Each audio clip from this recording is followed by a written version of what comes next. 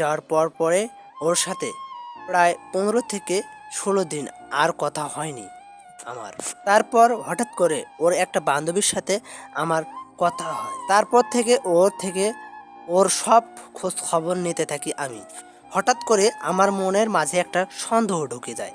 সন্দেহটা হলো, আমি মনে করছি ও কারোর সাথে প্রেম করছে। তারপর ওর বান্ধবীর দ্বারায় আমি একটা ওর কাছে চিঠি পাঠাইলাম, কিন্তু প্রায় 3 থেকে 4 দিন হয়ে গেল ওই চিঠির কোনো খোঁজ খবর বা উত্তর এখনো আসেনি। আমার আরও ওর প্রতি বেশি সন্দেহ হতে লাগলো। হঠাৎ করে ওর ফোনে ফোন দেই আমি, কিন্তু সেদিন ওর ফোনে ফোন ঢুকলো। হঠাৎ করে ও ফোনটা ধরলো। বন্ধুরা, ফোনটি ধরে কি আমার সাথে ব্রেকআপ করবে না আমার সাথে রিলেশনটা রাখবে, তা জানতে পারবেন পরবর্তী পার্টে।